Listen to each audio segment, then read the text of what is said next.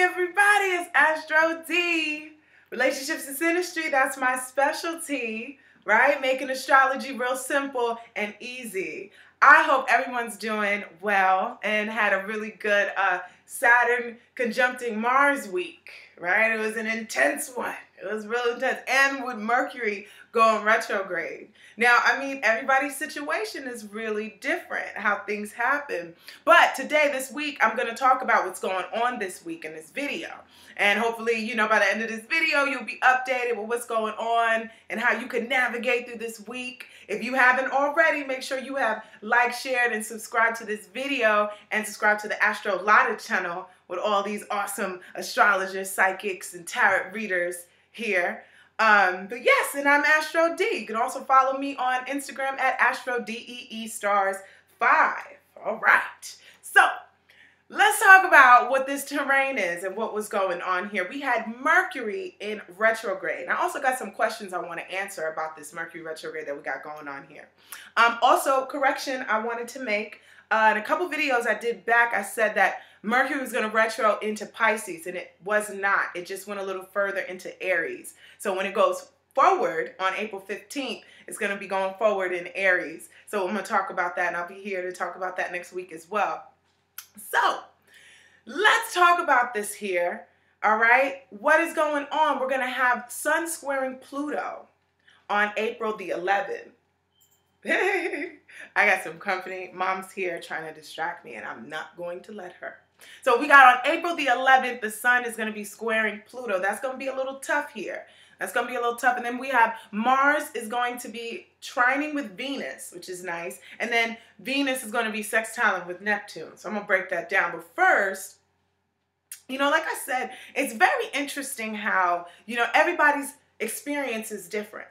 I could do some sign horoscopes. I could do a horoscope for everybody. But at the end of the day, your unique experience is always going to be your unique experience. Now, as far as ASTRODE is concerned, I don't like telling my business now all over the internet. So I will just say that it was a phenomenally awesome and tremendously difficult week. Last week was for me all in once, right? All in once. So, I went on this amazing audition. I'm still, I'm waiting on it. So hopefully, get some good stuff. But I went on an awesome audition, but also had to face a lot of hard times as well. That Saturn square Mars, that Saturn conjuncting Mars. That Saturn conjuncting Mars kicked me in the ass. Excuse my language. But it did. So I know a lot of people, and I was getting a lot of emails talking about it. So, kudos to everyone that took the best they could out of that energy. And that's what I did. And I'm thankful for that I ended up getting through this week. And I would like to describe this week as kind of like a chill zone before the storm. Because the following week, oh my goodness. I'll be here to talk about it. But the following week is going to be a really transformative week. So this week is kind of like just wading in the water, getting through the last bits of this Mercury retrograde. Making sure you're still dotting your I's and you're dotting your T's. I got a couple questions, which was cool. I'm going to talk about. Somebody had asked at ASTRODE, my ex is coming back into the picture. What should I do during this retrograde? Should I get back with them? And I also put a meme on my Instagram about getting back with your exes on Mercury retrogrades. Here's where I see about Mercury retrogrades and exes. A lot of times what a Mercury retrograde is, I think in rare cases you should actually get back with your ex during a Mercury retrograde. Because usually when things end, unless it ended, in this mysterious way and you don't know what happened, but a lot of times when things end, that's just probably what it should do. End. Okay? So when you're going back to your ex, it's about re-examining. Someone needs some more closure. Could be you or it could be the ex. It doesn't mean you guys should always reunite and get back together. It just means you need to go back to a certain point for healing most of the time. So I associate, when exes come back during the Mercury retrogrades as a chance to heal, to re-heal, to understand yourself through that person more, because we're all just mirrors of each other walking around when you choose a partner or spouse, right? So that is also a key thing. Now, should you go back to your ex? Like I said, I truly don't think so. So that's the answer to that Mercury retrograde question. Now, another thing is, a lot of people were feeling it like a week before. And I was trying to tell him, you know, you're going to feel it the week before the day goes retrograde because it's in shadow. Mercury's in shadow. It's still acting up. The worst days of the retrograde are when it begins and, you know, it starts to slow down. And then the worst days is when it starts to catch up. All right. So, you know, I've been enjoying it. I've been enjoying actually the ability, having something there to remind me to take my time, to double check it. Just before I did this video, I had to send in a video audition and I was about to do it totally wrong. And someone was like, oh my God, it's Mercury retrograde. Go back over it again. All right, just double check. And I actually did miss something that would have screwed up my whole audition. So anyway, so that's cool. You know, like I said, on the 15th, it's going to go direct. But this sun in Aries is going to square Pluto. When the sun squares to Pluto, this is a power dynamic struggle. This is an ego power dynamic struggle. This sun in Aries. Now, Aries is about breaking free, doing what you want. More so Uranus is about breaking free, but we'll say Aries is about the drive and the push forward. It is about action and movement. So when you have planets like Saturn and Pluto, we're dealing with Pluto, that's messing with the sun, bad aspects. This is not a happy party for the sun. It is not feeling the beams that Pluto is shooting at it across the room. It is an issue. Now remember, when we come to these battles against the planets, I guess you could call it, let me put my cell phone down. When we're coming against these battles against the planets, or what you would say, you want to look at the older planet. That's the planet that is going to be dominant over the smaller, well, the sun is not a planet, but over the smaller entity. So with this being said, Pluto is like sun. I am in Capricorn. This is where I have responsibility and seriousness and power. There is power, strength, and transformation in those serious structures and those governmental structures. And sun, you are just trying to do your own damn thing, and that is not going to happen. So there is power suppressing this ability to go forward and drive forward. It could be political powers. You know, a lot of people are frustrated with a lot of the changes that are going on the internet, and this is happening now.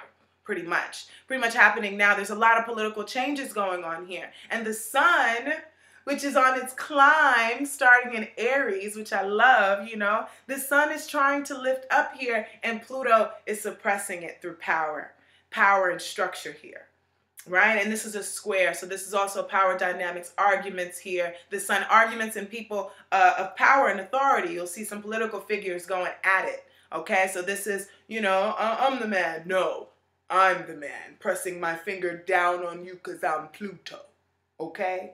So that sun square Pluto, that might be a little rough for a lot of people, you know, dealing with issues of authority. If somebody in authority tries to come and step to you, just let them have it. Just let them have it. Do not try to go against anybody in a higher rank than you on this day. So this is April the 11th. Usually these type of aspects will last about 2-3 days. 2-3 days.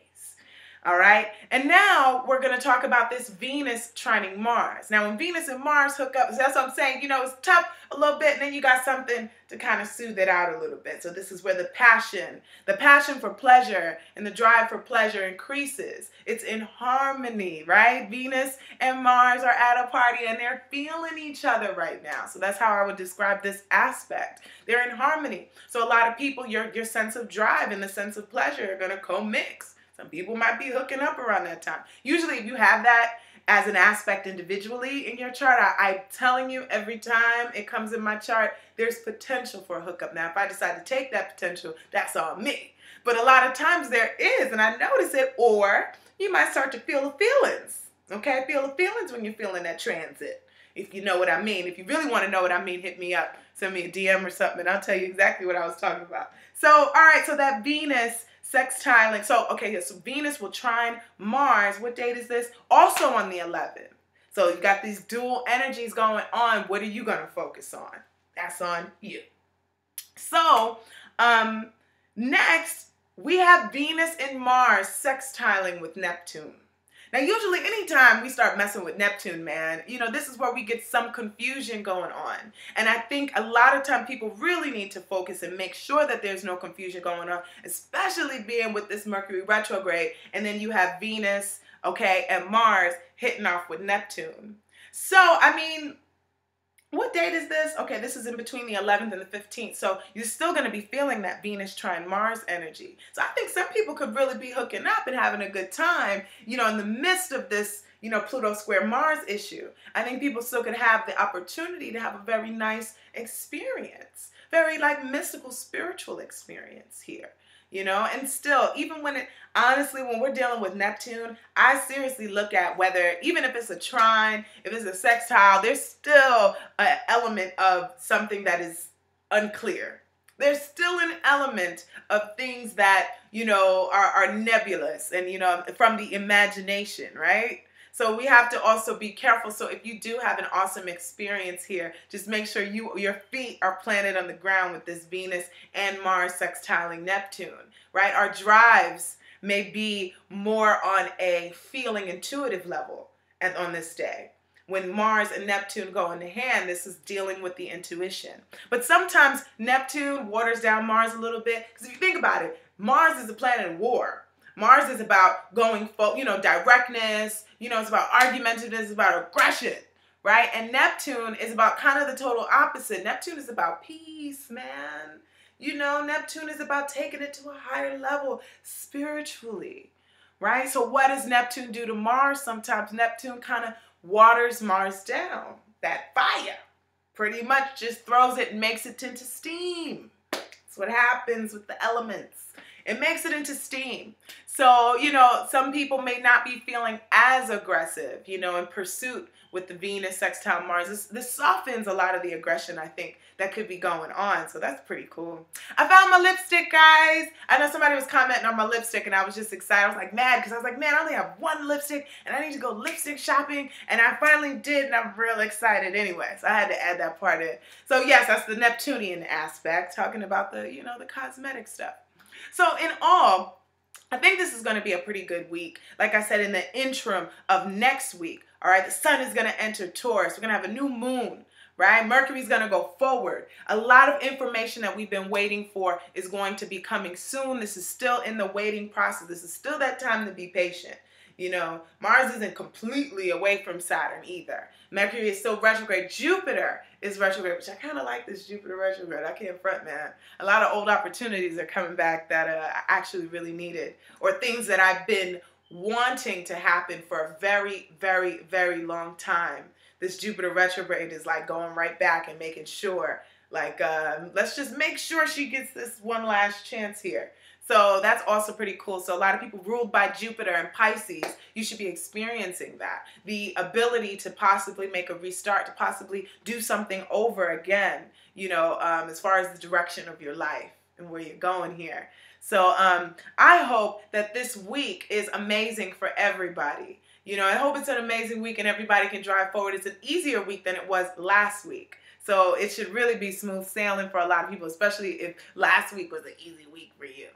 I'm not sure. So anyway, you can make sure that you have liked, shared, and subscribed to this channel, the Astrology channel, or that you follow me on Instagram at AstroDeeStars5. And if you want me to look a little bit further into this week for you, you know, hit me up, let me know, follow the link in the description, and I can break it down. Relationships and synastry, that's my specialty, but I also do natal charts, and my goal is to honestly make astrology really simple and easy because I just want everybody to learn how to do this stuff. It is beneficial, as I don't know what you can utilize it to have so much personal growth in your life, and that's where, you know, that's where I come into play. I'm here to bring the people into astrology, the Astro Decode. Yeah, right. Okay, guys, I hope you have a great week. I'll be here next week to talk about all these amazing things that are happening.